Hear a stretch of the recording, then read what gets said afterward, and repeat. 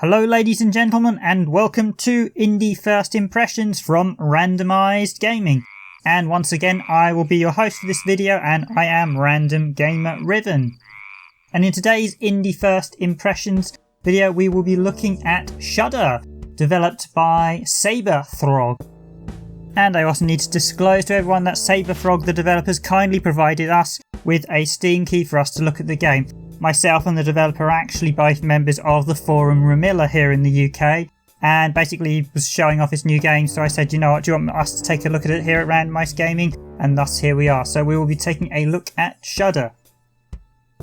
So Shudder, as you can see, is very much inspired by 80s arcade games and Geometry Wars in some respects with its visual look. I say visual look because Geometry Wars is a twin stick shooter and Shudder isn't really a twin stick shooter. It's more a bit like a rhythm game slash explosion game. But basically Shudder itself feels like it was designed in the sort of early to late 80s when scoring games at their peak, where, you know, the type of game where you'd basically aim to get as high a score as possible. However, Shudder seems to take advantage of both the sort of classic mechanics and sort of newer mechanics to produce quite an enjoyable title. So the premise of Shudder is this. Basically, it's like a colour-based system where you collect power-ups, and as you collect them, you gain the ability to perform a shudder. The more you collect, the different colours shudders you can perform. Now, the enemies are a variety of different colours, and depending at what colour level your shudder is, depends at what level you can shudder the enemies of the same colour. So for instance, if you're at red, you won't be able to shudder orange or yellow enemies. Once an enemy's been shuddered, you can then grab their remains for bonus points and power-ups. The more enemies you shudder, the more power-ups and bonuses and multipliers you'll get, and the higher your score increase. As you collect shuddered enemies, you'll also get cubes to start forming, and these cubes act as another way to defeat enemies. So on top of being able to shudder enemies of the same colour with the current level of shudder attack, you can also force the enemies into these cubes, and these cubes have to be shuddered with the same colour, and when shattering them they drop orbs, and these orbs are later used to unlock other ships.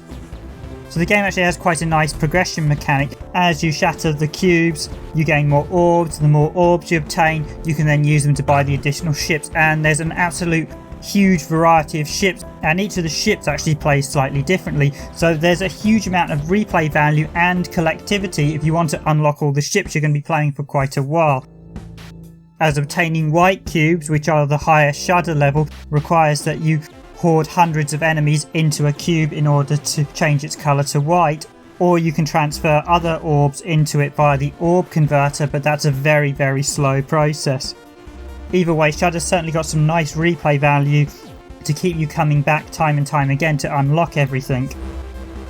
Outside of that, the game is generally the same each time, so it's very much a classic score-based game, much like Pac-Man. While I did think perhaps the difficulty was a little bit hard to begin with, once you begin to settle into the game, you'll quickly find it balances itself out nicely. But for the first go, I did find it a little bit tricky getting used to the mechanics playing. There is a tutorial in game, but I felt the tutorial perhaps needs to be a little bit more clear with how a few of the elements worked.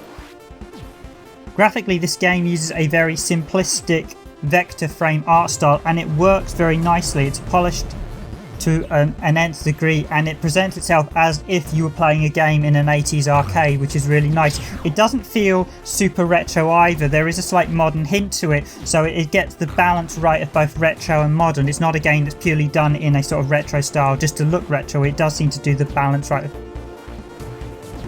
Sound and music, as you'd expect, it's very much a techno orientated music track.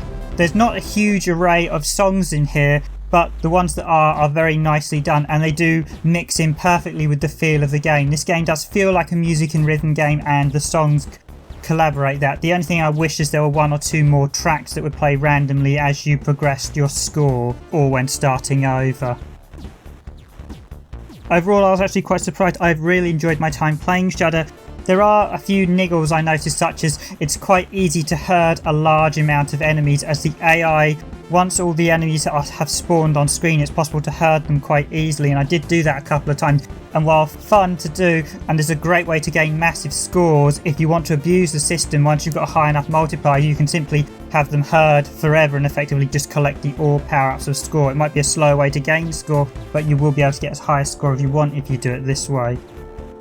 Another slight issue I had was enemies in a shuddered state. They don't appear that differently apart from shaking to enemies that are currently active and chasing you. And in a couple of times when I killed a huge wave of enemies, I'd have an enemy spawn with inside the group of shuddered enemies, and thus when I was collecting them, all of a sudden I'd die because there was an enemy inside there. But because they're all using similar colours, it's very hard to differentiate them. One other issue I did find slightly annoying, and I don't know whether this is a bug or not, but I did have an issue where sometimes you'd get erroneous sections of worm enemies once defeated break off for some reason, and they would just sit there and they look like they were shuddered because of course you don't get lone sections, you always get like the buggy head section, but for some reason you occasionally just get this lone section. Now whether this is a bug that needs fixing, but occasionally that was particularly annoying if you had a lone section again in a large pile of shudder bits, because you'd go to collect them all and all of a sudden wham, you died. There is a very cool trippy glitch mode as well by default. By default there's quite a hallucinogenic effect where everything appears quite glitchy and stuff. I pretty much turned that off. While it was nice to play once or twice using that mode, I rapidly realised it was making things quite hard to find and see at points, so I quickly turned it off, as at times Shudder can get very hectic, and having like graphical corruptions appear as part of this glitch effect just added to the confusion when collecting things. And it goes without saying, this is certainly not a game for anyone who suffers from epilepsy or photosynthesis that they should play, as the on-screen light displays can get very, very hectic and flashy at times.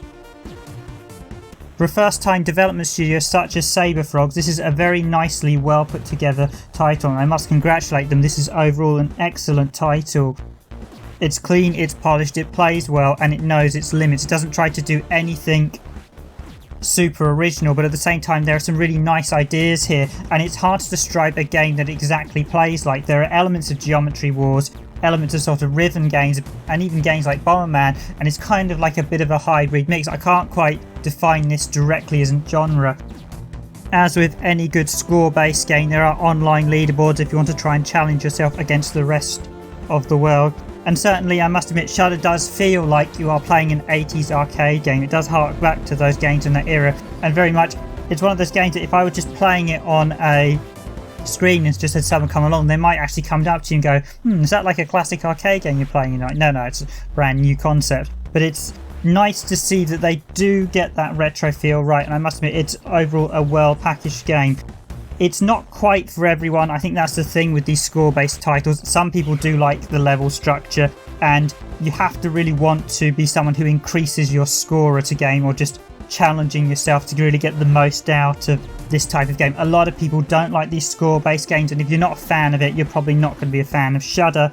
But I myself have really enjoyed it, and it is quite nice to see if you can beat your next best score. There's something quite rewarding about challenging yourself at times, and this is a really easy, simple to play and easy to control game as well. I was very pleasantly surprised with how well it controlled and played. It's certainly a game I could just see when you just have a spare 10 minutes, just quickly nip on for a quick go to see if you can improve your 10-minute score or something. Overall, it's a nice game, and I highly recommend it if you are a fan of these arcade games and score-based titles. Shudder is out now on Steam, and it is available for £5.79. And that leaves me just to say thank you for watching this video, and as always, if you like our content and if you like this video, please do hit that like button. Can I also please ask, if you are liking our content, please do share it. I know some of these indie impression videos don't seem to be getting the coverage on YouTube for some reason. Perhaps it's because we have to click the content button, but I noticed we don't seem to be getting shared out as much as some of our other videos, so please do share it. And as always, if you like our content, please of course subscribe to the channel. I have been your host, Random Gamer Riven, and this is me signing out for now.